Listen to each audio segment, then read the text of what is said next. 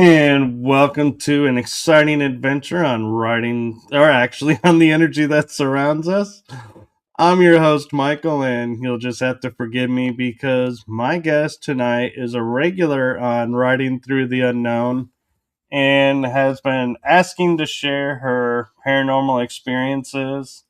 And so tonight we've thought, what better thing than during this holiday season to share some ghostly paranormal fun? Or And just weirdness. so there you go. So I am going to announce that my guest is an amazing reader, a seer, a contactee, and an experiencer. And so you guys are in for a huge treat. We always have fun when we're on. And so tonight will be no different. So I give you the one, the only, my Wonder Twin sis, Erica Amoreena. Thank you for having me on your show again. No, I You're still can't remember. welcome. What's the name of this show? Energy The that energy surrounds. that surrounds Right us. there. Okay. But yeah, thank you for having me on. Yes, and you wanted to share something about our guest who unfortunately was not able to make it. Yeah. So the certain people are being targeted really bad right now. So Lisa wasn't able to make it instantly at 6:30 tonight. Her and her entire family at exactly 6:30 p.m. spiked a fever just out of the blue. She said she went from being absolutely normal to all of them just unable to move. It's really bizarre. I think it was an attack though, because she was really looking forward to coming on. Well, we'll have to have her back on another time, and I'm hoping that she's feeling better and her family gets better as well.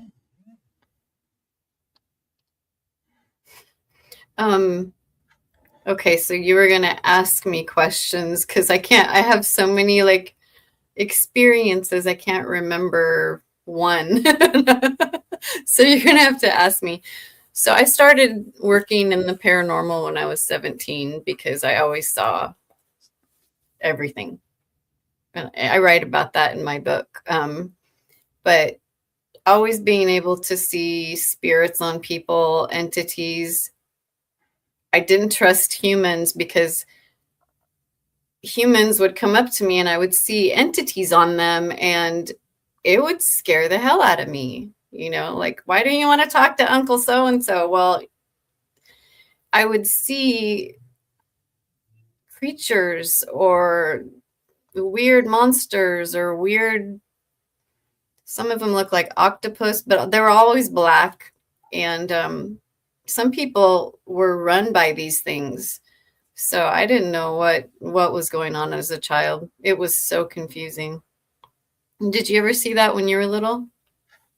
I saw shadow people, and I would get a feeling around certain people, but I didn't know what it was because funny thing for me was I grew up always hearing that women have intuition, guys don't. And so I didn't know what to call that what I was feeling until later in life I found out guys have The same. intuition as well. And so I was like, okay, so it was Who told my you that? intuition. Who told you that though? Like, I think it was probably adults that I would talk to that they'd always I'm be like, sorry. They were minimizing you. I'll beat them up. so just out of curiosity, what was your aha moment that you realized there was a lot more to this world than met the eye, like the unexplained, that got you to want to investigate it? Oh my gosh. I'm trying to think of ones that I can say on air. Hey, I asked, so you can answer. Yeah, I'm just trying to think of something that I can say without getting your show in trouble. I was young. I was in high school. Um, okay, so I was so haunted. Starting in like 7th grade, and this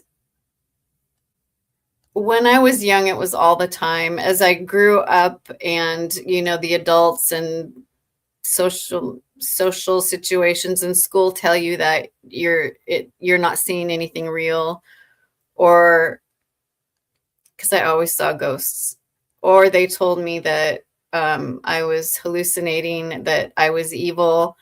My parents sent me to counseling. They sent me to like Christian schools, but it was just because I saw, and because I could see through the veil.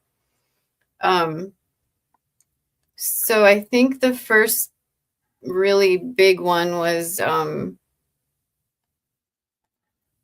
I was sick one night with a fever, and it was usually fevers because it brings you into the in-between state of life and death, and it like opens a psychic doorway.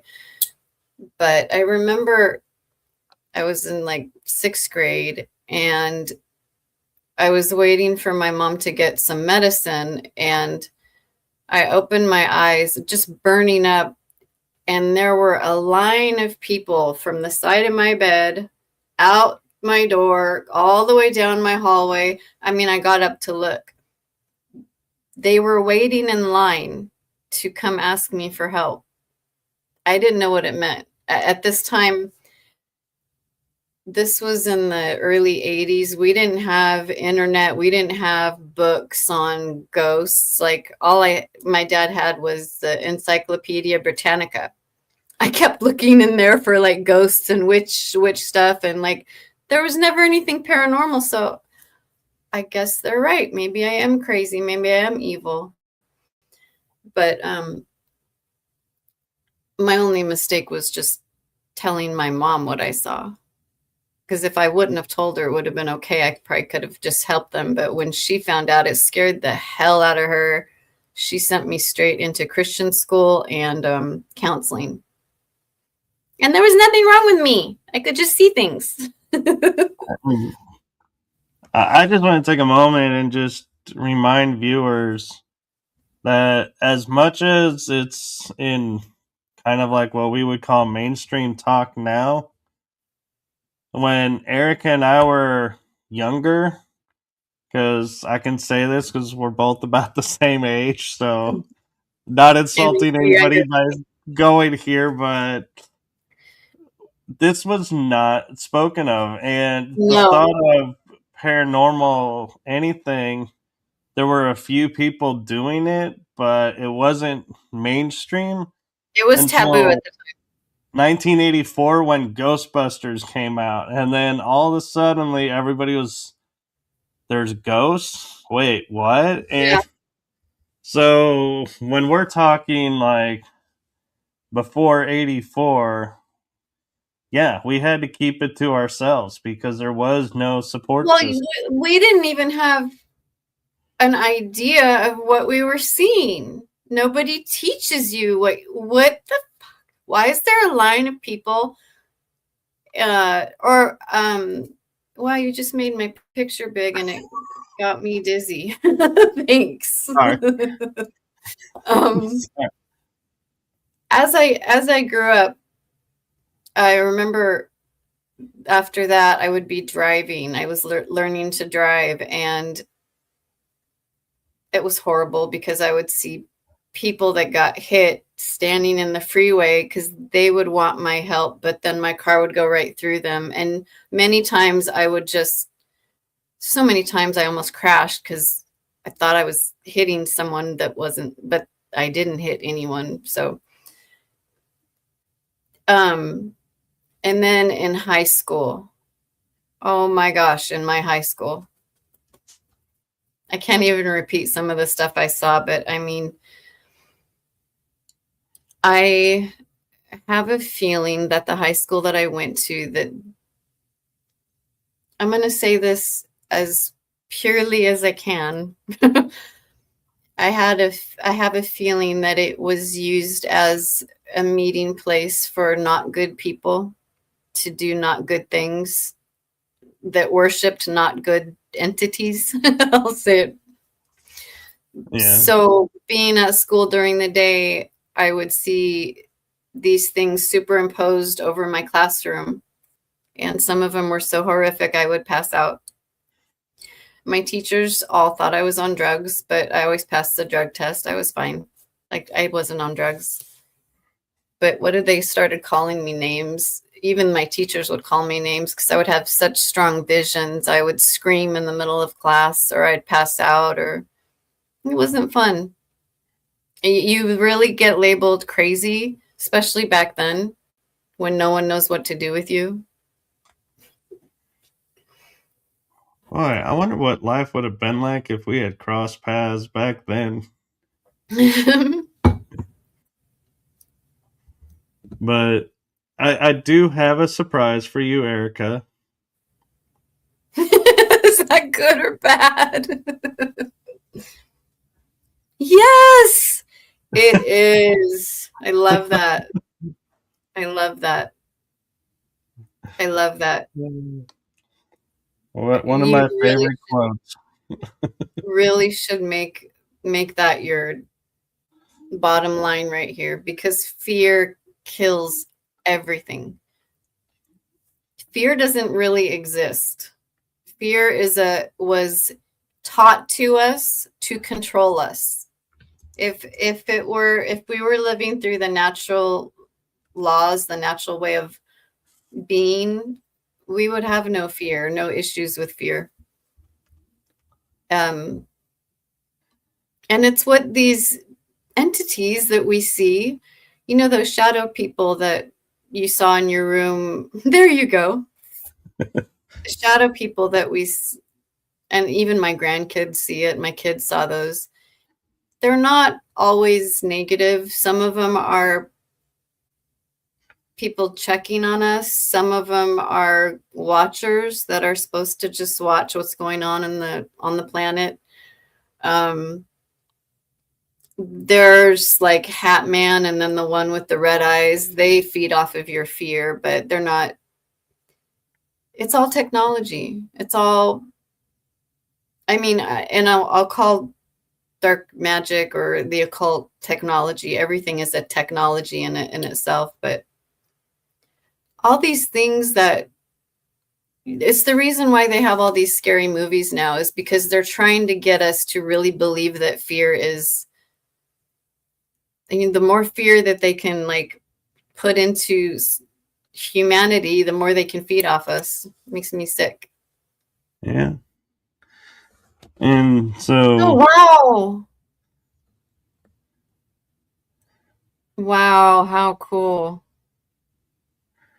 And that's really cool that you got to see it go in and out of the ocean. Not many people see it doing An hour and that. a half, yeah.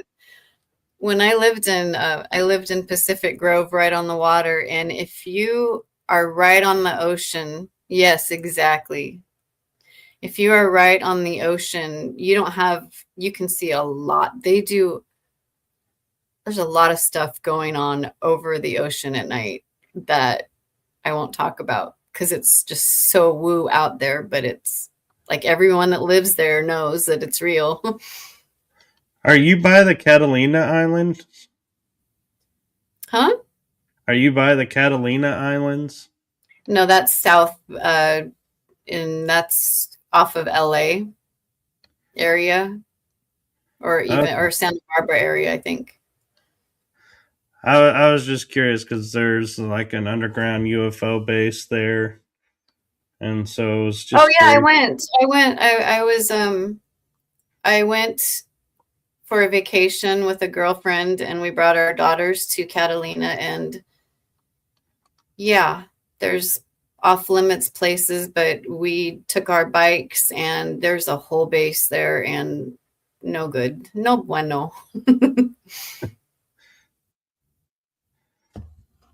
And so, Do you think these paranormal experiences that you had growing up and through high school that they helped forge you into the seer and helper that you are today and the reader? I think always being able to see that stuff helps me as a reader, but I don't believe that they forged me. I think what forged me into wanting to help people was finding out that there's more than the paranormal out there, and they actively want to hurt humanity. And that's what drives me to do what I do now, and to clear people of that. And to, like, when I have clients, it's not just a light session. I'm not just telling them when their next job is or when they're going to fall in love. I'm literally, interacting with someone who's got probably either entity attachments or inner child that is still traumatized. What happens when we have trauma, say at age 5, is that 5-year-old stays inside of us and they're still scared. And so there's that, it stays with you forever, and you can keep trying to stuff those down, but eventually it will destroy your life. So what I do is go in with clients, and we go into those moments where they felt fear and terror, and we change it at that time so that when we come back to the present, that reaction isn't there anymore. There is no past and future. Everything is always happening right now. So if I can go in, and the way I do this is I merge myself with the client, not leaving any residue behind, but it's almost like a plasmic consciousness. Lisa could explain this better. Lisa, where are you? But you can merge with the person, and what I can see is that person's divine blueprint before the matrix got involved, before, like how God intended them. That's what I see when I have a client across from me. I see their physical body and their emotional body and their light body and their astral body as God intended, and I do what I can to bring it back into that perfect state. Does that make sense?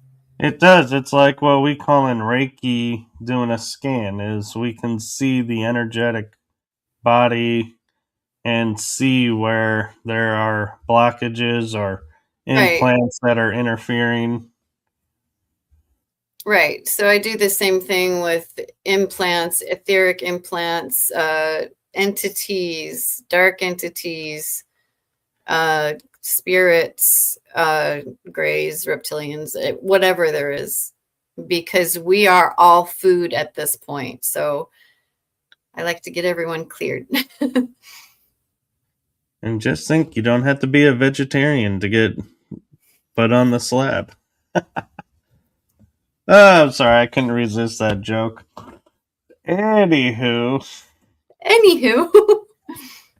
so when you're doing readings, do you call in a certain group to work with, or do you have a certain group that steps up and is like, we're going to help you through this process with this person, or does it vary based on the people? I'm thank you for asking me that, because I actually can answer that now. So what I do is, how do I explain this? I've always been connected to my highest self. So I have an open connection with my highest self. My highest self has an open connection to unity consciousness, where all the information of everywhere, everything exists. the Akashic records have false information in them. So I'm not talking about the Akashic records. I'm talking about going all the way up into your highest self and being part of the unified field. So that's where I work from. Now, what was your question again? Because I want to Well, answer it. some people will say, I have guides or say Okay. Lyrans that come in to help me with Yeah. everything. I was asking who works with you and how it's determined. So it depends, like you said, it depends on the severity of the situation and it depends on the client. So my highest self will merge with their highest self because they're asking me for help. So there's no, our highest selves just connect. And they let me know what the person needs at that moment, how far I can go, has, like their higher self will let me know, hey, they're only going to understand you to this level. So be at this level or speak it at this level. But when there's things involved, like they're being harmed by an entity or ghosts or something negative, my highest self is connected to all my star family. And so at this point, in the past, I used to call in my dragon or I would call in my big cats to go do stuff. But since embodying my high self, all I need to do is lean in and say, you know who I am. You need to go. And they go. Because I do know who I am and I'm not afraid. And I speak from experience. I'm not just throwing that out there. I'm talking directly to the entity. Another thing that is weird, and I wrote about this in my book, was I was always able to hear psychically what beings would do, what we're planning to do with me, even if it was like parasitic thought forms, ghosts, entities. They can read our mind, but it was like the moment they would get me, I could cord them back and know what their intentions were. So having that ability, like if you were my client, I would be looking at you, but I would be talking to the entity and telling it where it can go and what it can do. And then I have the person get involved with me because it's, so yeah, it depends. One time I did have to call in the big guns and it got violent, but it's always successful. And I'm very grateful because my team actually does get things done, whether it's just me. I call my team my highest self as part of my team too. I wonder if I should say we or if that would be like mental illness. But No, did but that answer your question? you did, and it sounds like you have the ability to piggyback on their signals and communicate Explain with that. them that way. When you were saying that you can hear their thoughts as they're trying to read your thoughts, it's like you're Yeah. piggybacking their ability.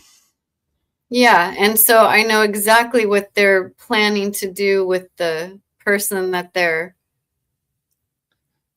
attached to. So I know why they're there. I know what kind of loosh they're getting.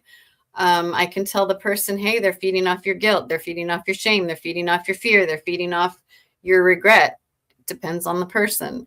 Once we go in and heal that emotional dense wound that the entity has attached to, it has nothing to attach to, and that person's free forever, not temporarily, forever.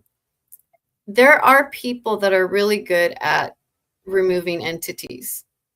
Okay, but the entities are going to come back because what they attach to is our wounds, our insecurities, our fears, our self doubts. And so that's how they stay attached. Right, because it works in the way of, if you're telling someone you have to stand in your power and tell them to be gone, they have no power anymore, and you just go, okay, be gone. They can read that you don't believe what Yeah, you're if you don't saying. believe in yourself, Yeah, they'll be like, "Oh my gosh, this one's full of shit." I'm not they'll listening. go, but then they'll come right back because they're like, Yeah. okay, we'll let them think they won, but then we'll be back because they don't believe it. So we'll So I just can go hear back. when they think that. So if they leave, I can hear them saying, "Oh, I'm going to come back at this such and such time." So I'm like, "Okay, I heard them." And I actually get in fights sometimes because they're little asshats. These entities and spirits that hack us are little asshats. They are. And so we mentioned a term, and I honestly don't know how many people watching this show are familiar with the term. So if you could do a favor and explain the term loosh for those who may not understand what that is. Loosh is Loosh is okay, so we are creator beings. We are batteries. We are light. We are powerhouses. We are our own generators. We have a soul. We have a flame inside of us that can't be extinguished. Ghosts, entities, archons, demons, grays, reptilians, they don't have their own flame. They don't have their own light. What feeds them and what keeps them alive is lower dense emotions from humans. So if you're really angry a lot, if you're bitter, if you feel shameful, if you feel guilty, you're going to have entities because that is their favorite food. And if you want them gone, start laughing, start loving things, start um, cultivating your own joy. Joy doesn't just come. I had to build my own joy, you know, with everything I went through. You see me laugh now, you know, considering everything I went through, I shouldn't be laughing, but anything is healable. Anything is fixable. But yeah, so loosh is food that feeds entities that don't have a soul. No, that's really well said. And I think some people needed to hear that because a lot of people will go because they're feeling off or feeling something's not right and will seek. And I'm not attacking mainstream medical, so don't come Don't barrage me.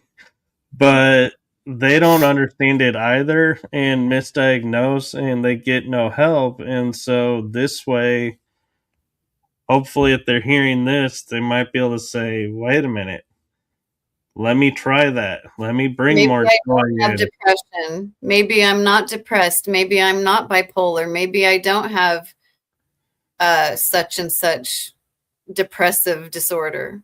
It's always entities. And I tell you, I our psych wards in America are full of star seeds that are just attached with entities because they're so pure and they're so light and they're so full of goodness because they're here for the first time and they've come from a pure place. And those are the people that get hit the hardest with these entities. It's not right. It's always the best, most pure people.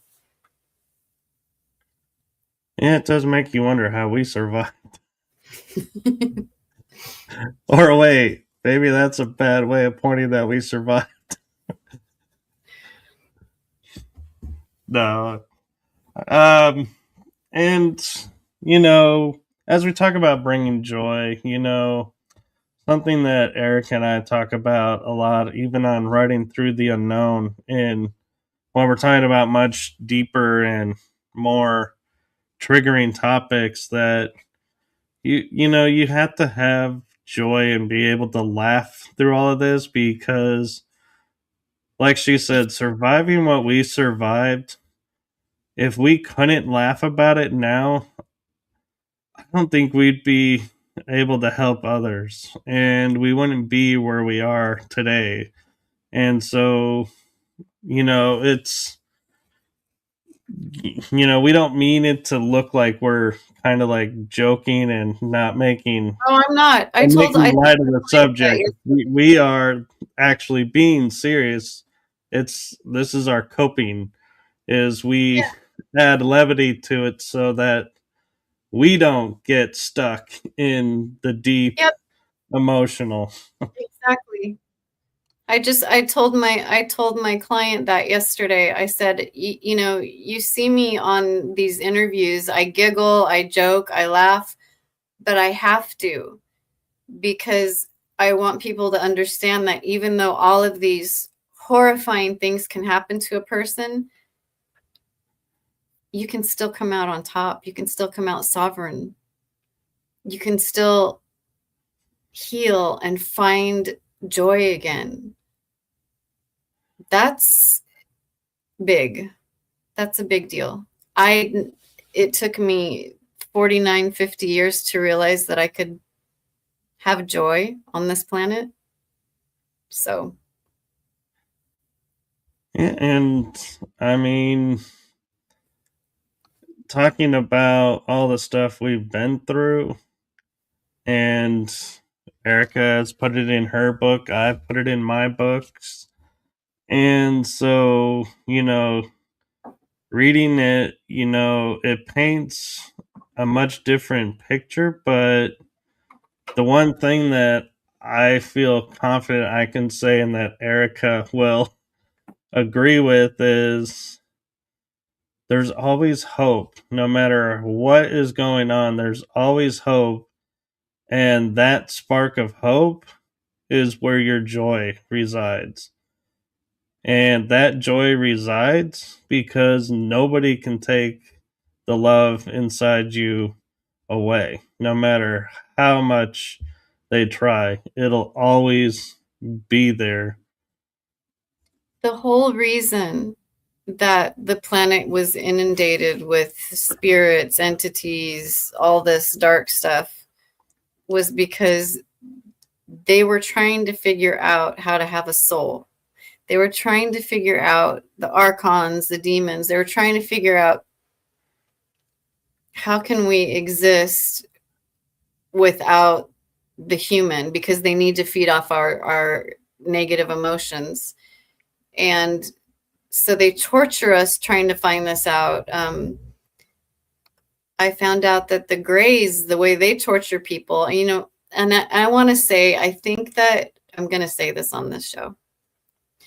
I really feel like a lot of these places that paranormal groups go to that are so haunted, it's not just dead people. I have a feeling that there's ETs involved, like Greys and portals that had opened. And it's not just one thing. It's not just, you can't believe in demons or archons without believing in the Greys or the reptilians, because it's all kind of the same thing. They're beings that don't have a soul, that they can't make their own light, they can't create, they can't exist without what we naturally have in here. And so they're trying to figure out how to get it. And if they can't get it, they'll extinguish ours. So really, if you're experiencing, if you think that you have seasonal depression or this or that, or you're angry or agitated all the time, it could be an entity. It most likely is. And the interesting thing is, as paranormal investigators, the one thing that every paranormal investigator will agree upon. And I find this so interesting in retrospect is if you are going to a location, you need to take with you people that you trust because Oh, they can determine when something is happening. So if you're, and what we mean by that is if you're going in there and you're all smiles and yes, the energy can get heavy. Yes, you could have experiences in there. But if you all of a suddenly are starting to get your entire personality altered and or say thoughts instead of that aren't being yours. jovial, you're becoming more like closed off, quiet, you need someone there to say, wait a minute, we need to take you outside, ground you, clear you off, and then we can go back in if you're up to it or not. Nobody is There's immune. Nobody's and there's immune. no need to be a hero and say, No, "Oh, I can do, I can take this on or that on." no, you don't, because once they're in, these guys can read your mind. Unless you can read minds, don't go messing around with us, because they Yeah. know they they know us better than we know ourselves because they have that advantage of reading our minds and our auras. We all have natural protection from these things. However, when we haven't dealt with our trauma, and say your trauma is something that, I'm going to just throw this out there. Say you have I'm trying not to break your rules that you showed me. Hold on, give me a minute. I have to think of a different You one. recently experienced a death.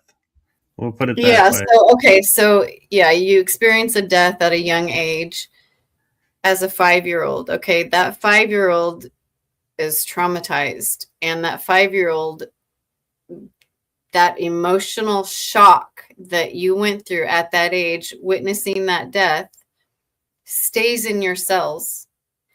And so you'll have grief and sorrow that never goes away because there's that 5-year-old you that someone needs to go in and say, hey, come here. I know that must have been really scary when so and so died. Here, I'm here with you. You were never alone. It's okay. You don't have to be scared anymore. And I do this with my clients because there's so much trauma that's happened to all of us. And when we get those child aspects to come back, when we come out of our session, my client won't have that feeling of sorrow anymore. It'll be gone because we found the source of it.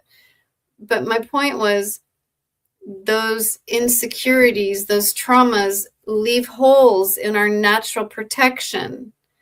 And we are in a war for our souls. Forget what the cabal's doing. Forget what, we're in a spiritual war still. You have to know who you are. You have to know your baseline, your true north,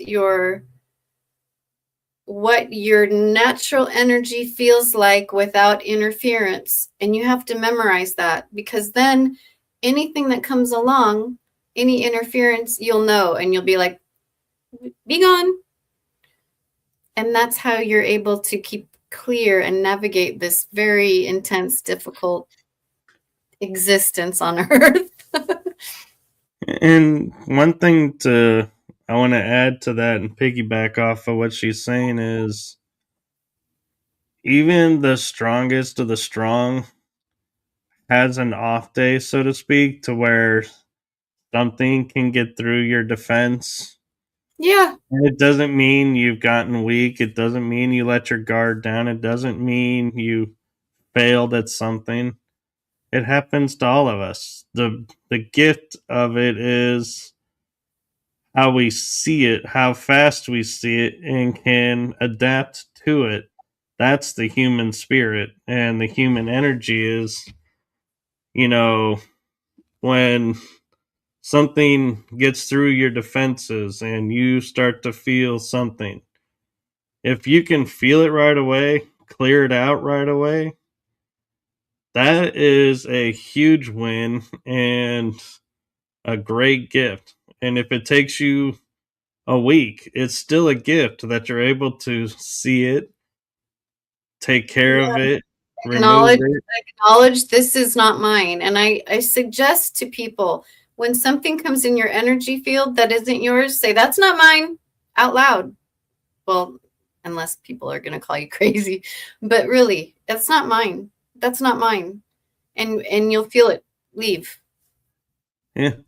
These things literally, what Lisa told me tonight, she says that she thinks her fevers came on because last night she saw, ready for this, she saw these, like, remember in Stranger Things, that big squid thing in the sky?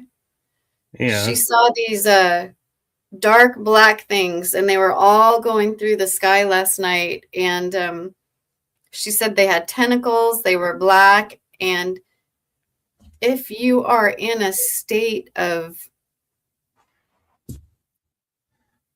disempowerment, these things that fly through, they'll find something to feed off of. We just, and I'll say this again, it's so important to know your true north, your true, who are you without the interference? What does your energy feel like without anyone else's in it, you know?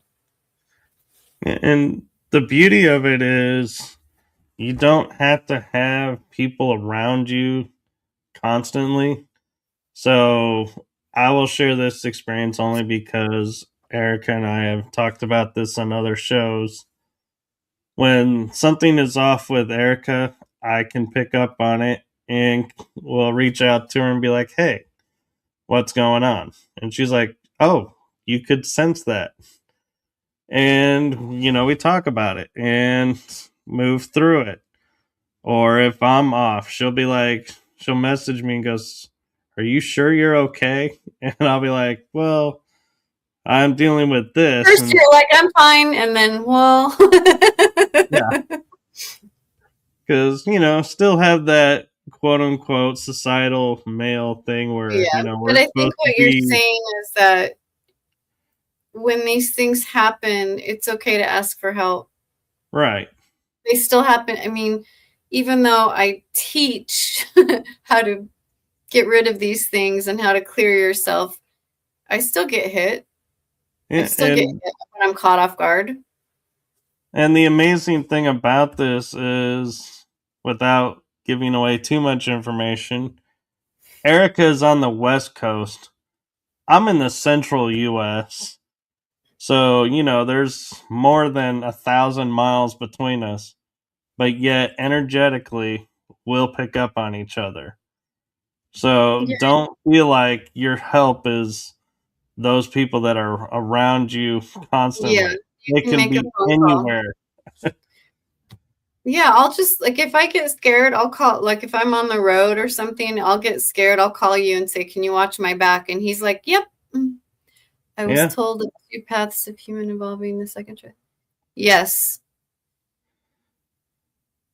I don't know about, the 1,000 years already happened. That was in the past. Yeah. And so, But wait, let me answer sorry. that question. Yes, the archons, the entities have been told that they need to vacate. However, they're kicking and screaming as they go out, and they're really causing a lot of damage. So just keep your eye out. And it's not a good time to go paranormal investigating, Michael Kopf. I'm not right now, actually. Thank you. Maybe Uh, wait. But anyways, everything's going to change in a few days because we've got Blue Star Kachina visiting. we do. And this actually leads to Surface Planet Radio 8806's question really well, actually. Third dimension reality versus higher dimensional. What does that mean? I think he's viewing, when we're talking about the spiritual war, that it's on a dimensional level, and yes, we are talking about third We're density.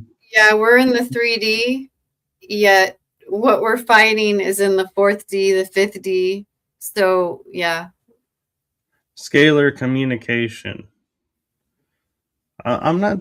I have a little bit of experience with scalar waves, but I I don't it's know. Do kind of you like have more? a communication, like a telepathy, but with it's just a different way. You choking? My throat is getting very dry all of a sudden, and Do you it's have a making me drink? cough. Here. I I normally have a drink, and for some reason, I didn't grab one today. have two. Look at her double fisting it. I'll drink for you. Actually, that can work. Actually, There. that did. It does feel better, actually. We are all interconnected, and I even found that there's a place in our brain where telepathy, it's not active on hardly anyone yet, but there's a place in our mind that is like a speaker system. I mean, all telepathy goes through the heart. You have to be connected through the heart, but when the rest of the population's DNA comes online, we will be able to actually hear each other, like just like with what are those walkie talkies? No, the two-way radios, yeah. Yeah, it's like that. It's like that when I talk to yeah, it's like that. I'm trying to And remember what show we're the on. veil is thinning, so communication is becoming more active and more activity, which, in full transparency, Erica was sharing a story before we got started, and she wanted to make sure I brought it up. And so I'm thinking now is Which a good one? time to lead into the Santa Rosa Dew, where there Oh, were ash people. oh gosh. That was another that was actually when I stopped giving readings because I felt like I failed humanity.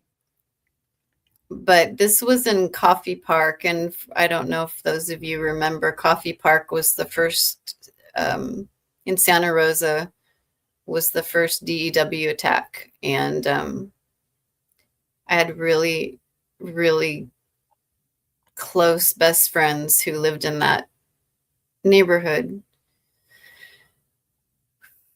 I would do house clearings. I was a paranormal psychic. I would go through the house and clear out negative stuff. But these 2 months in this neighborhood, I kept seeing these people made of ashes. And I called them the ash people because they were just people made of ashes, and they kept trying to get my attention. I saw them in 3 different houses. They were coming through the floor. They were like little kids that are like, listen to me, I need to tell you something. But I wasn't listening right. A month later, everything was turned to ash in that neighborhood. And I blamed myself that I didn't understand what I was seeing, and I didn't understand the messages of the ash people. But I guess they were from the future trying to warn me that the whole place was going to burn down. But I stopped doing readings after that because I felt guilty, like I should have, like I could have stopped that, but I couldn't have. That's another program that we get trying to save the world. But after that, then Paradise was hit. I actually have video of what the DW looks like because we were taking pictures of fire that was swirling down like a red tornado, and it would just blow things up. And then it would lift up and that would come down again. And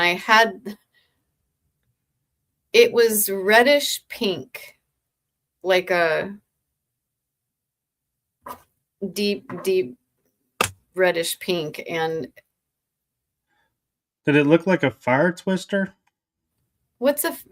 It was like a twister, but and they were made of fire, but they were dark red and pink, and they would go up in the sky and they'd come back down and they'd go back up, and you could see that, but you couldn't see where it was coming from. It would just come out of the dark and then it would come down. But I have like a few shots where you can see it, and I need to find that on my 26 million pictures I have, my paranormal rolls. But it's interesting you point that out, and I don't mean to interrupt your story, but it's, we grew up with science and hearing like there's cyclones, which are twisters over water, or there's tornadoes, which are the twisters on land. Right. Never heard fire twister until recently with all the wildfires and everything. Yeah, because they And made it begs up. the question, yeah, are they using this term to explain away They're bullshit. something? Yeah. And so, Sorry. oh, you're fine. And so, what was the Paradise Dew Operation Fire all about? Do you know? Surface Radio 8806 is asking. I do know. Can I answer on your show, Michael? You can. There were very important people who were living there that were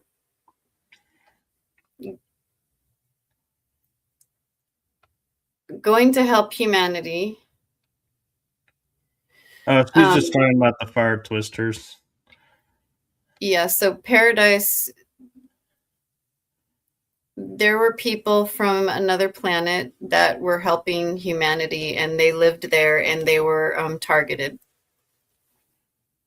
And it was really messed up. I don't want to go into detail. It's very sad. No, it is, and I respect that. And Nancy Noonien Kelly has a question for you, talking back about your experience with the Ash people, saying, unless you're well versed in that kind of happening, how You would you don't. Yeah. recognize it? And she says, I think she's meaning to say you didn't fail anybody. It was just hard because it was my best friend's house, and I had to watch her suffer from PTSD for years, and it broke me. So, and I feel like this is where that adage comes from. Oh, I actually got to use the word adage. which one? The what doesn't break you makes you stronger. I hate that. Going through and experiencing all of this, and I don't think what it means though is, I don't think they're referring to like muscular stronger. No, it makes your spirit stronger. Yeah. Like if I hadn't been through everything I had been through, I wouldn't have the immense amount of wisdom to be able to talk about what I talk about. But I'm done. I'm strong enough, universe. Okay, so enough. That's all I have to say. Yeah. Like, stop putting us on repeat loop. Yeah, I'm off the strong ride. enough. Thanks. We got it. You can take me off the ride. No, and I'm just curious, with all your experiences throughout your life that you've done with the paranormal, what do you feel like is one that you want to talk about that left the biggest or left a large impact on you?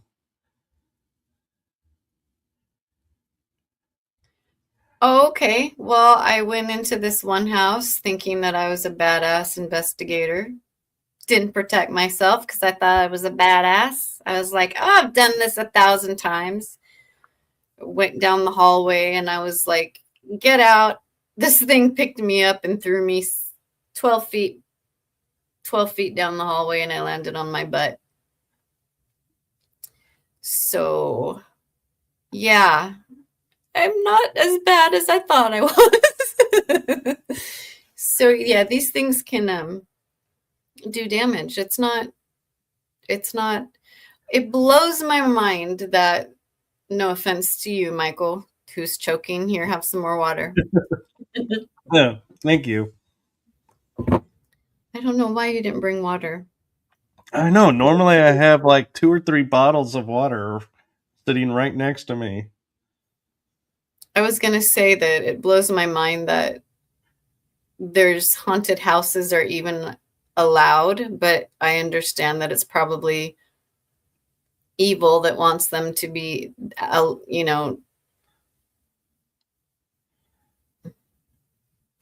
thank you. What was I saying?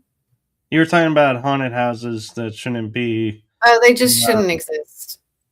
The scary movies shouldn't exist. All of this is to keep feeding these entities that people like me are dying trying to get off this planet. But yeah, just keep bringing them in. What was I going to say?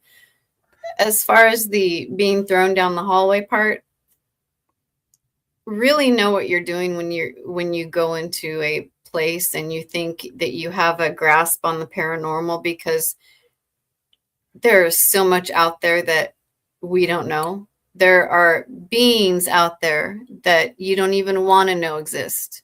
There are beings out there that exist that nobody's told us about, because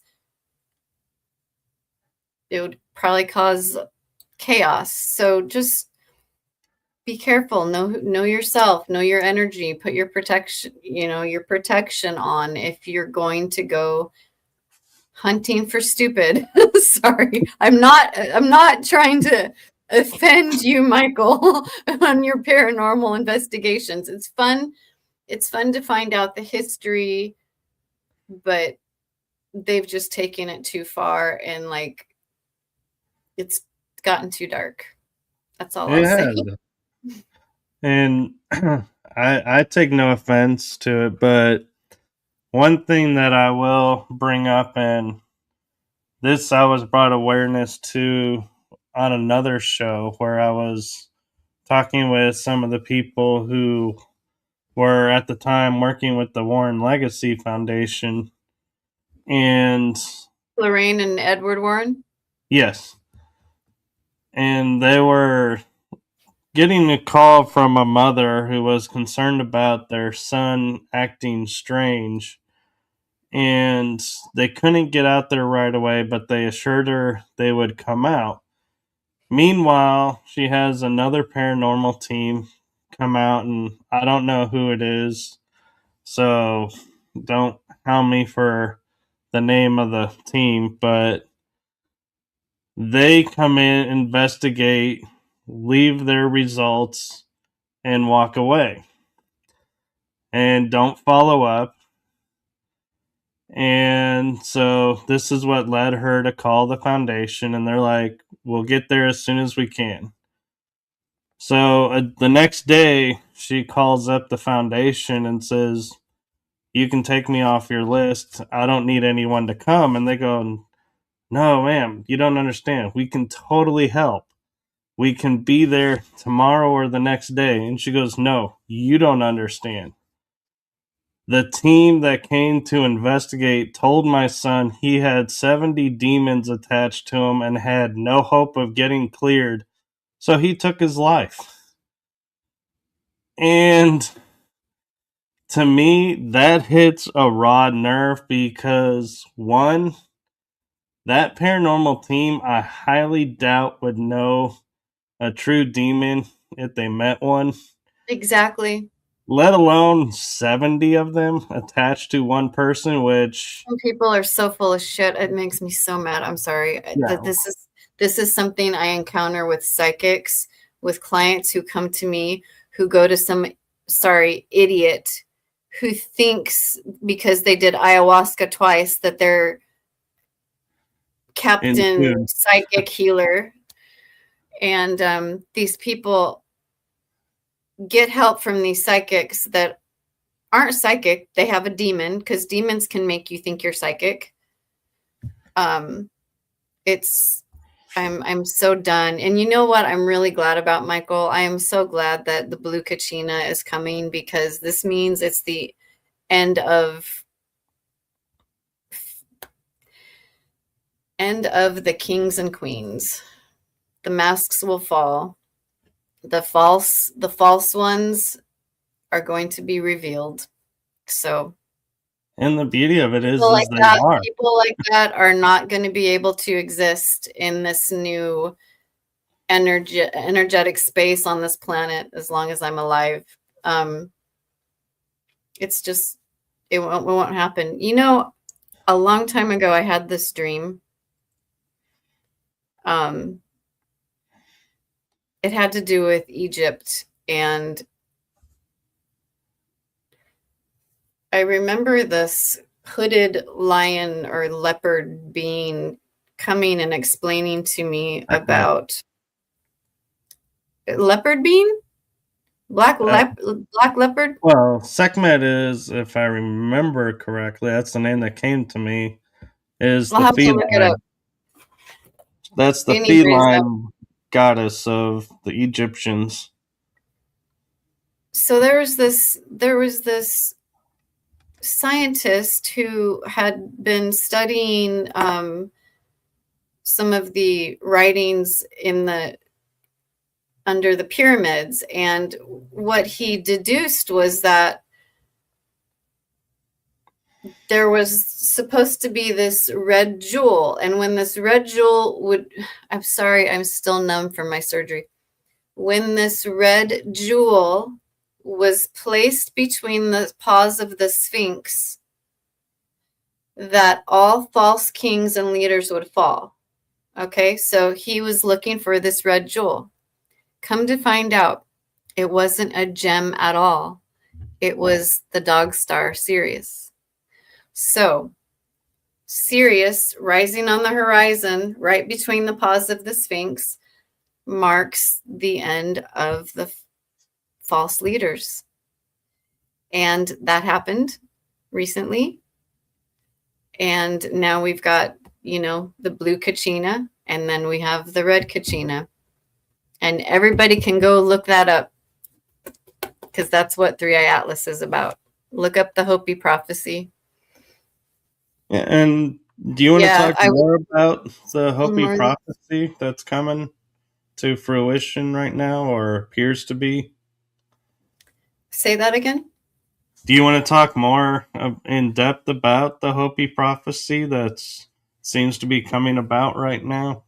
Well, we know for a fact that a lot of our history has been rewritten. This world has been inhabited and then stripped, and then inhabited again, and then wiped, and then inhabited again, and then wiped. 3i Atlas, Blue Star Kachina, is a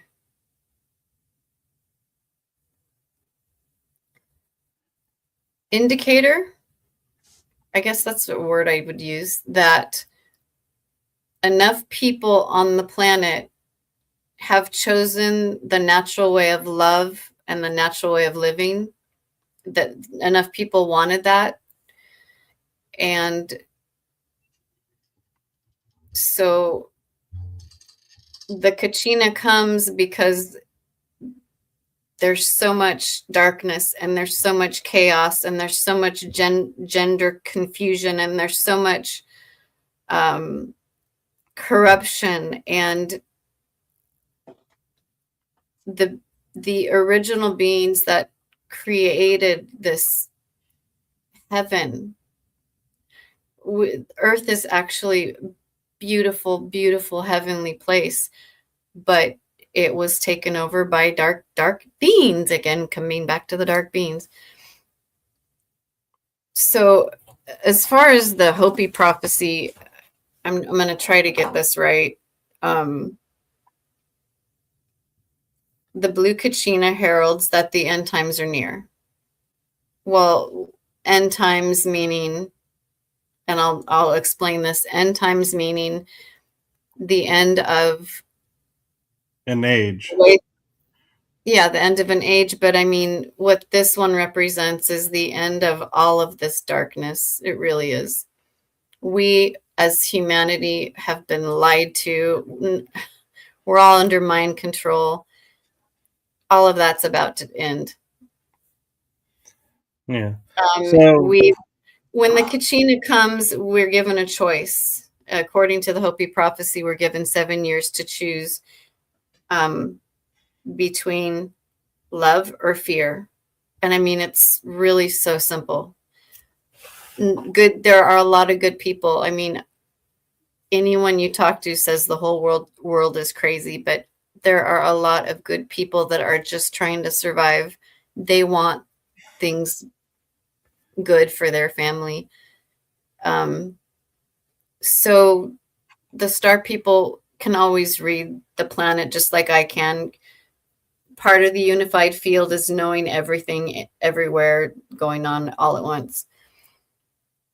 But yeah, it's a new world, a new way of life. And then I think after Blue Kachina, according to the Hopi prophecy, comes the red star. The red star is like the purifier. The Kachina is the herald. The red star coming after is the purifier. So the Kachina kind of comes in and says, hey, are you ready? And that's what I'm talking about when I say, know who you are, know your true north, know the difference between what's your thoughts, what's your emotions, and what's coming from outside sources. Because I guarantee 90% of our feelings and thoughts aren't ours. We're all getting hit. I'm sorry, I'm all over the place with this.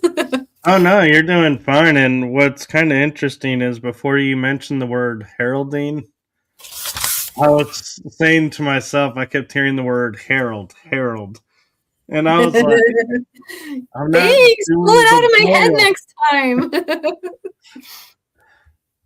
But yeah, and one thing too, I just want to make clear is when we're reading the ancient texts and everything, when they say end times or the end event or it just means the end of one thing and the beginning of another.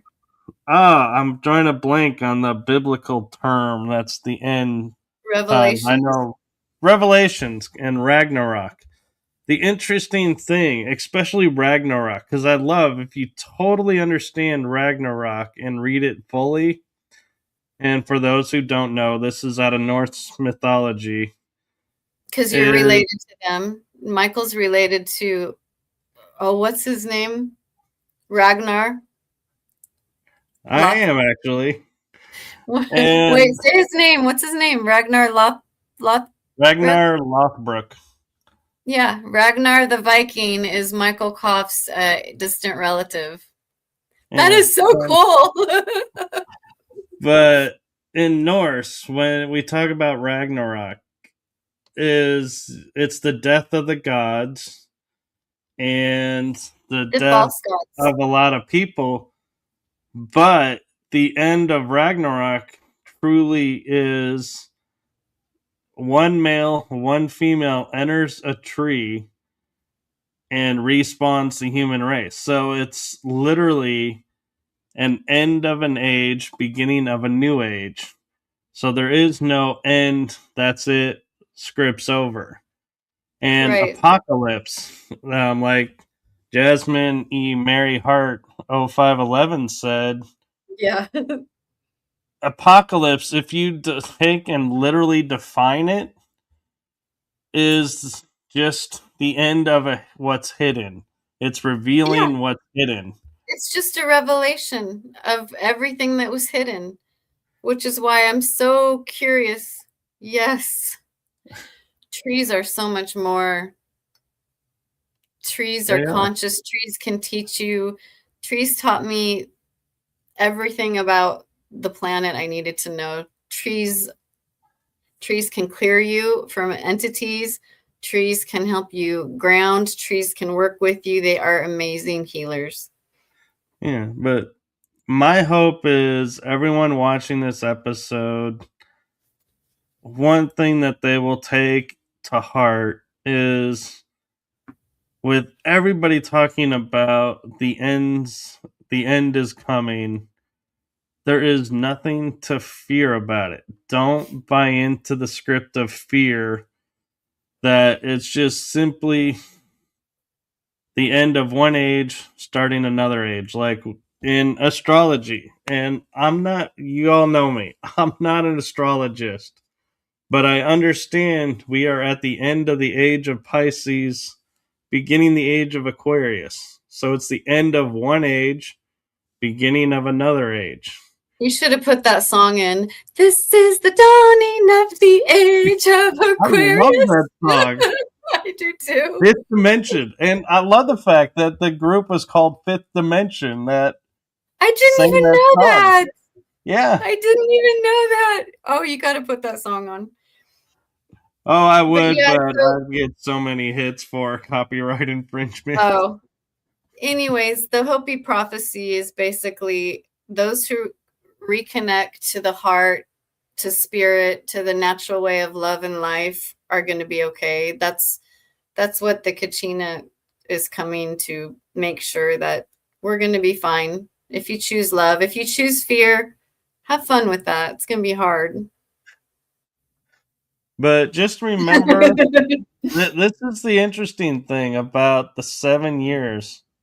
And I loved when I asked somebody about this because, it does raise a really interesting point is if you chose fear, you have 7 years that you can change your mind and decide to go to love. You're not locked in once you That make is a choice. exactly true. That's what I was just going to say. Yeah.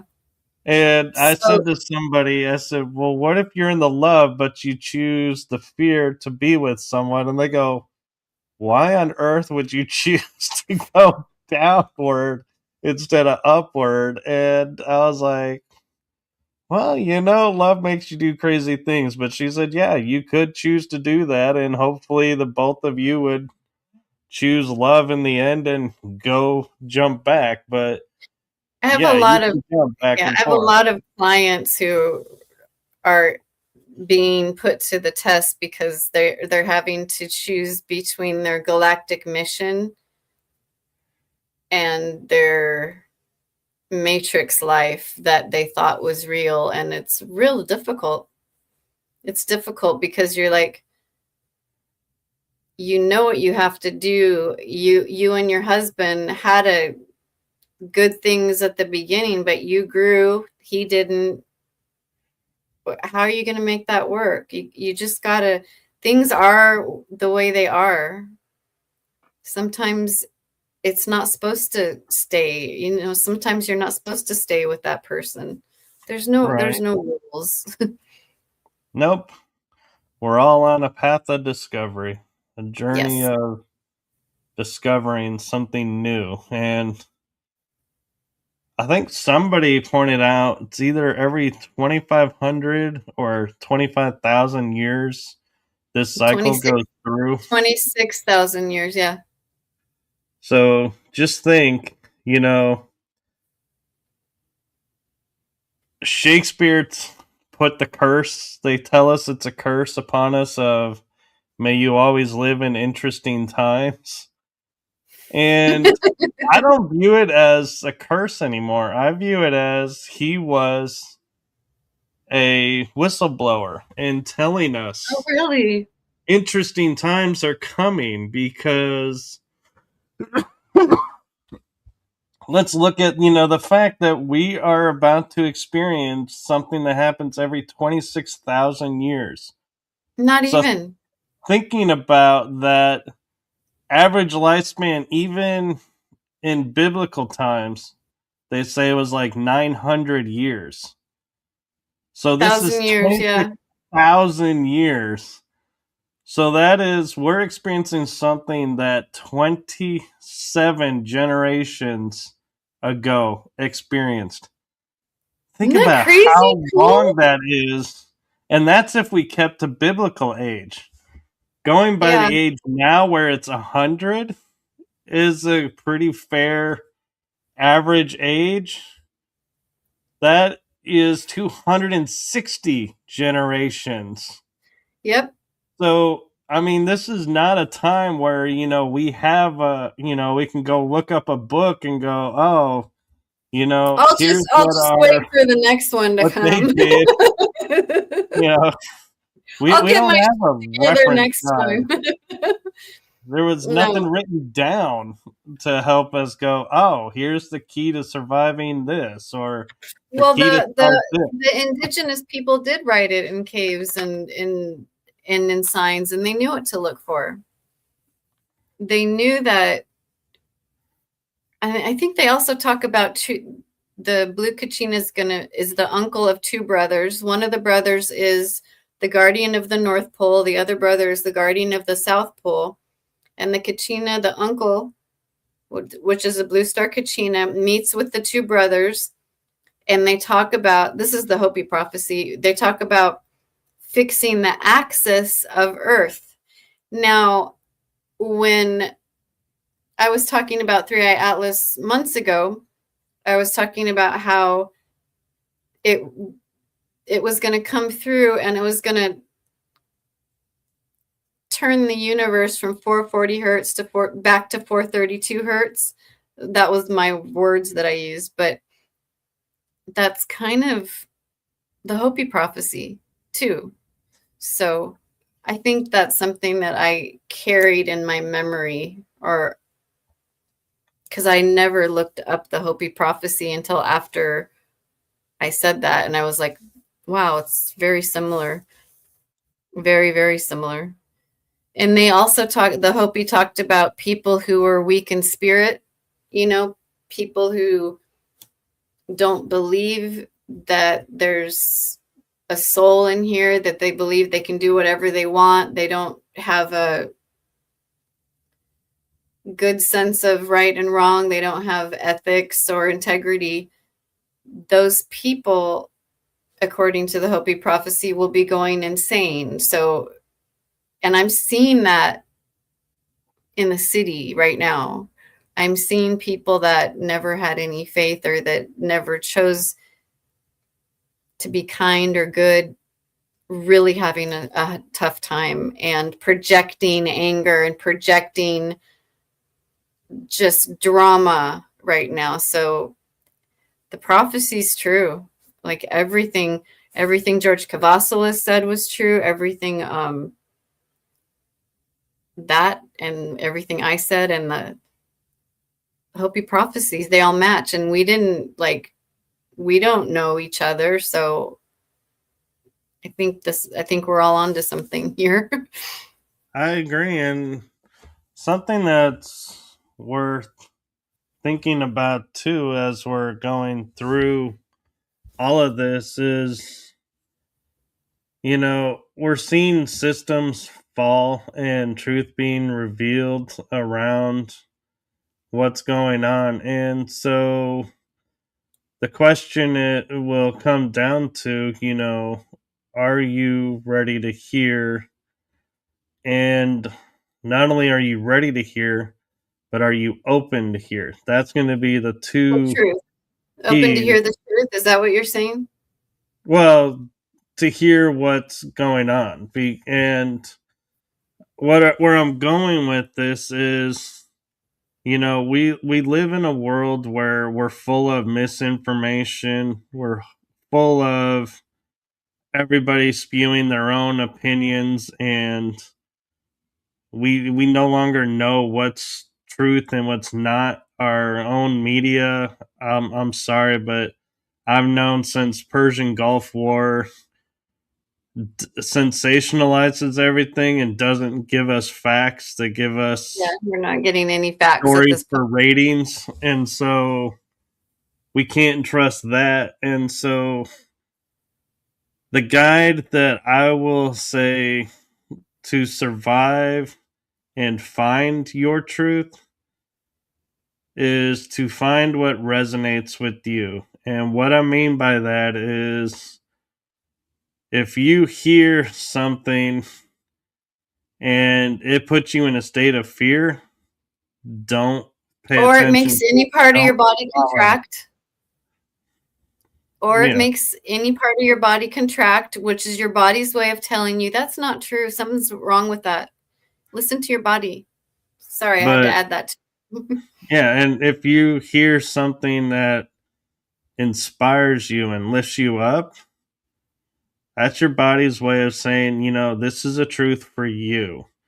Mm-hmm. And just be aware and just be cognizant of how things make you react.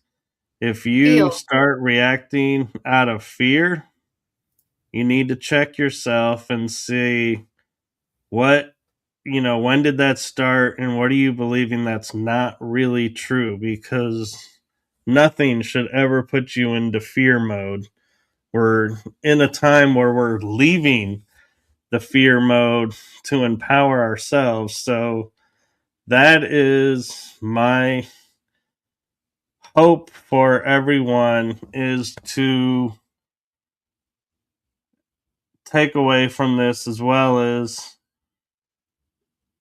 anything that's unexplained, if it doesn't resonate or it puts you in a bad space, it's walk not your away truth. from it. Don't take it on. You don't have to stand up to it and make it something that it's not. That's not the warrior. And ironically, I just was watching the other night The Way of the Peaceful The Warrior warrior's movie way. again, and But his you have greatest a good truth, point there. yeah, It's very was true. letting go of his personal fears, and then was able to do anything. Can I say something on that? Oh, by Yeah, the way, I'm going to comment on this first. The AI threat that I had talked about a few months ago, it's over. It was cut. So those the AI threat's done. It was taken care of. Um, what was I going to say now? What were you just saying? we were talking about The Way of the Peaceful Warrior and letting go of the fear and resonating and lifting yourself up and not buying into the fear. I had a point. I just lost it. Let me get it back. And well, and I was talking about how in the movie he is fighting himself, because his self, he had all these doubts and fears about not being good enough, and once And he that's realized just that, okay. I remembered. Thank you. all right, Thank you.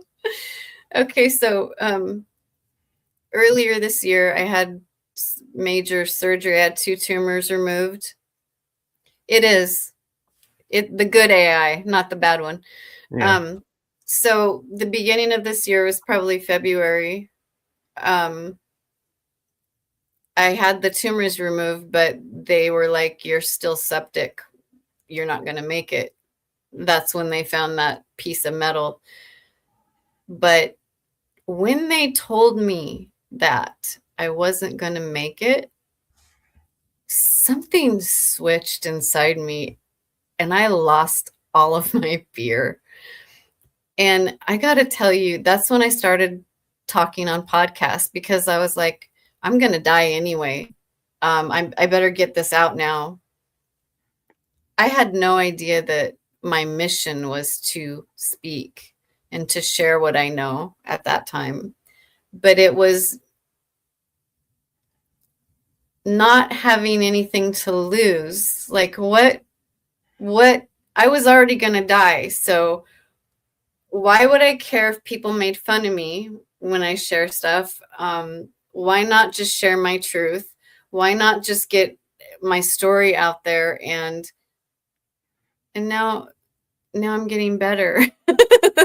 Well, I'm still swollen, but that's what losing my fear did. I was able to rise out of this being locked in this prison that the Greys had me in. They had implants in me so badly that no matter what I did, I failed. No matter what I tried to love, I hurt. They had me completely inverted. It's just fear. When you don't have fear, nothing can touch you. It's like even with these negative entities I'm talking about, you don't go up and face them, but I mean, they can read your mind. They can go deep, deep and look for a fear of yours. But because I was dying, I let it all go. Does it make sense what I'm saying? It So I does. had none. It's like when you think about the military or agencies where you work with them and they're like, "Oh, you have to sign this non-disclosure under Yeah. penalty of you can be killed." So the threat of dying keeps you silent. Well, if you already Just the are opposite. announced you're gonna die, it's like, well, is it better to go out being sick from this or speak my Yeah. truth and they take I me was out? In like, which you know case, what? Because I either knew, way. because I had that, yeah, I had that programming. If you talk, you'll die. So I'm like, well, I'm dying anyway, so I might as well talk. And sure enough, the information that I have been holding on to helps people. Yeah. And Yes, and good for you. Good for you. And I bet you're stronger today. and an interesting thing too is I don't talk about this very often on shows, and so in fact I think this is probably the first time I've ever mentioned it on a show, either mine or somebody else's. But when I was in my early 20s, late teens, I went to talk to someone who was doing some past life regression work, I think it was, and they made a comment to me, you all your lifetimes you have died at the age of 25. And so I thought, okay, so being in my, let's say, 22, Oh, you were hearing, 22 when you found that out? I was like, well, if I'm going to end in 3 years, let's go out with a bang. And I just would do whatever and didn't plan for the future because I was like, it's going to be Me over too. anyway. Yeah, What's the right? point? So, and then what's funny is when I turned 24, I was like, oh my God, this is my last year. And so I was, nervous when I turned 25 because I was like, ooh, is it going to be on my birthday? Yeah, when's Or it gonna be? when is it going to be this year? This is the year. Well, then 25 came and passed, and I turned 26. And I was like, oh, wait, if we go back and we count and we don't say we start at zero age, we start at one, Oh my God, you made it then 26. 25 would be 26. And so I was like, maybe that's why I'm still here. This is the year. And then when I turned 27, I was like, you know what? Think I think that it's lady safe to was say wrong. the prophecy has been broken, and I'm stuck here for a while, apparently. So, More, were you but excited? You were like, "Yeah, I get it." actually, what's funny is at that point, I think I really started to embrace my metaphysical side because I It's something realized, when you lose fear, uh, when you yeah, just it's like this is all new territory. So it's like I don't have to worry about screwing it up because it's all right, new. So, right. So I want to tell everyone, live like you got told you're gonna die, because it's, really live like someone told you you're not gonna live.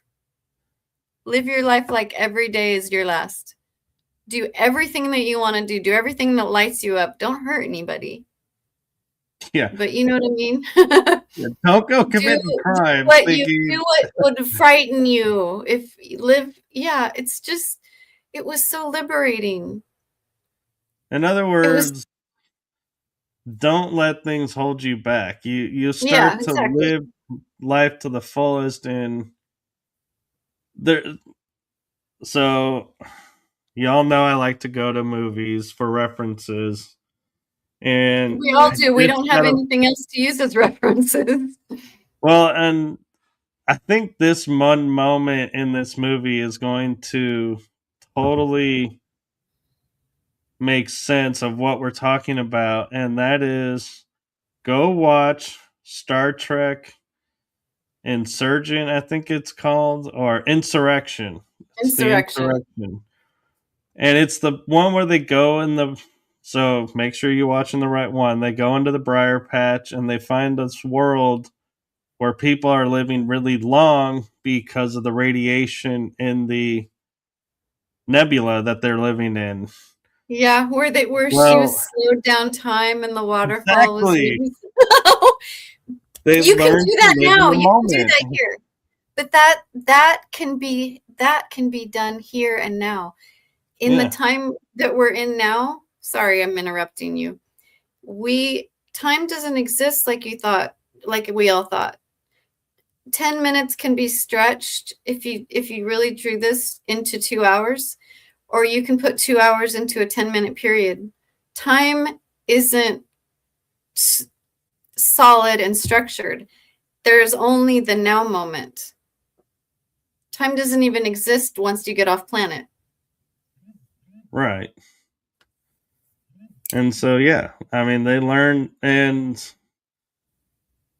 they were like, they learned to live in the moment. And they said, well, aren't you afraid of this? And they said, why? In this moment, it's not a reality. And so they all started to do it. And this other race was trying to collect it, to sell it, and profit off of it. And Jordy had his vision restored that he had never had from birth. And he goes, and I love the line where he sits there and says to the captain, Yeah, when how he's can I looking at the live sunset. seeing this sunset knowing what it costs these people? And it's like, that to me Mm, is a fearless human spirit that sits there and says, yes, I would love to have this, but not at the cost of not at somebody the else. not, oh my god, you got my chills. Yeah. And so we're going to leave you with that because I just noticed we're actually at an hour and 34 minutes. Oh. Oh, well, thank you so much for having me on. I haven't my website is ericaamoreena.com. I have a new website, Blue Star Kachina, coming out.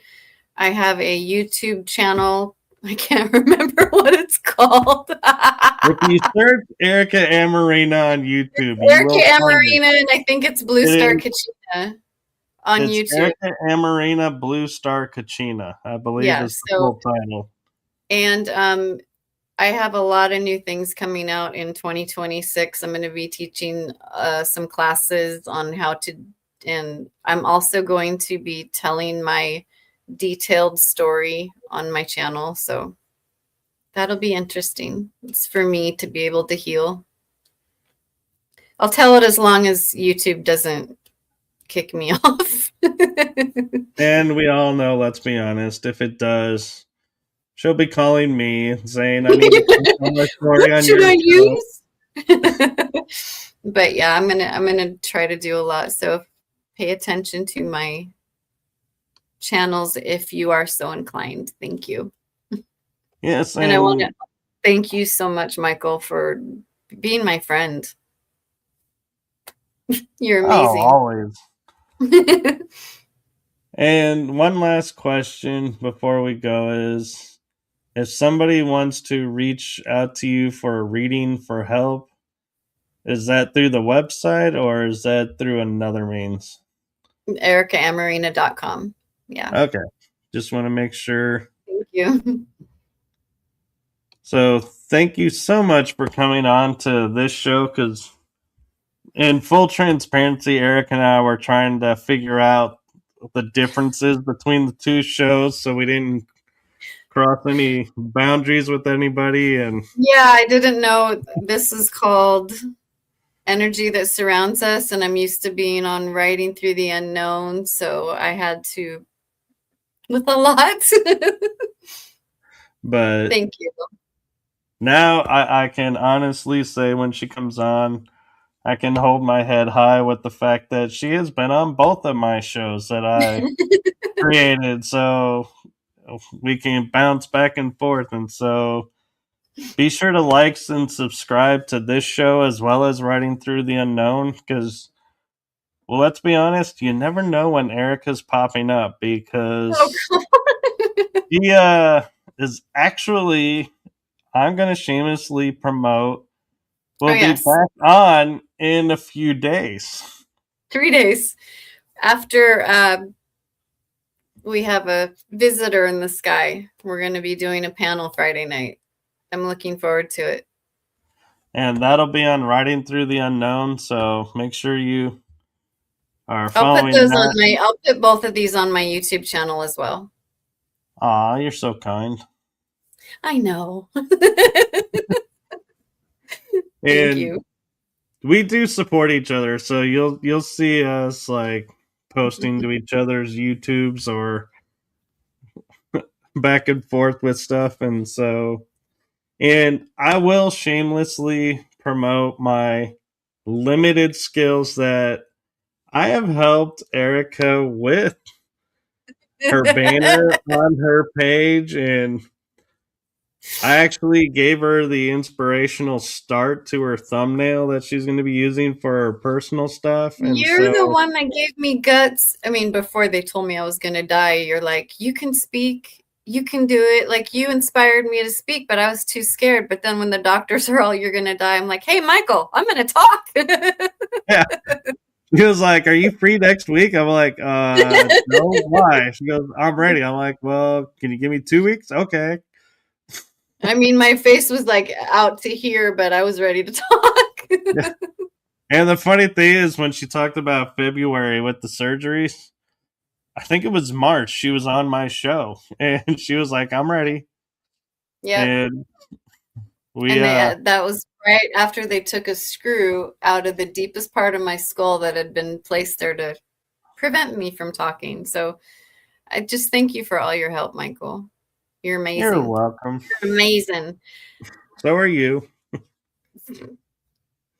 Wonder Twin powers. You guys can kind of see why we call ourselves the Wonder Twins. Because they're retarded. Wow. Just so you No, know, no, we it's do a, have these conversations. it's a joke. We, we we jokingly did watch the cartoon Super Friends where they were made their appearance and were like, these two They had special superheroes needs. are the strangest, weirdest superhero Useless, duo. most it was the useless, most useless superheroes ever. I can turn into a bucket of water. I can turn into a bird. They couldn't do a damn thing but put out a forest fire. What else Well, was there to do? well, we would laugh at each other, going like he would say, like turn into a puddle of water. We're like, well, that works if you're there, but how do you transport the Oh no, puddle and of then water? the sister has to carry his watery self everywhere. It's so dumb, Oh, and but it the makes me monkey laugh. bleep has to bring the bucket to hold him. And so we're like, and you're like, are like 1,000 miles away from the point of instance. And so she's got to fly this entire distance carrying a bucket of her brother Yeah. to go Or help the other. when he turns into like a mile wide sheet of ice and she's just this little eagle that has to carry him to go put out a fire. Anyways, Yeah, it was like we were watching them and we were just like cracking but up at. when I looked closer at the cartoon, I realized that they are special needs superheroes. So it's just perfect for us. Yeah, we were like, yeah, this is gonna go over well. Thank you. We're I like needed that laugh. we're like Wonder Twins 5.0. We've actually evolved There you go. and gotten Wonder Twins better. 5.0. But thank you for coming on to this show and sharing your paranormal experiences and your adventures with us. Thank you. And like I said, you never know when she'll be on, so follow along and stay tuned. And with that, I know I said it like probably 10 minutes ago that we were going to go, We're but done I now. assure We're you, really done. yeah, this is no longer an Irish goodbye. We are literally actually saying goodbye. You So push the button. thank you, everyone, Push, and have a push. wonderful holiday season, See whichever you in holiday June you celebrate. And we will see you on this show actually on on the Friday. 23rd for a channeling session. And that'll be the last show of this season. And Friday, Erica will be on a panel for the women of the SSP on Riding Through the Unknown. And thank you all for watching. Thank you all for joining us on this wild and wacky adventure that we had tonight. I was trying to keep it PC. You And can't beat me. always fun. And so, with that, good night, everyone.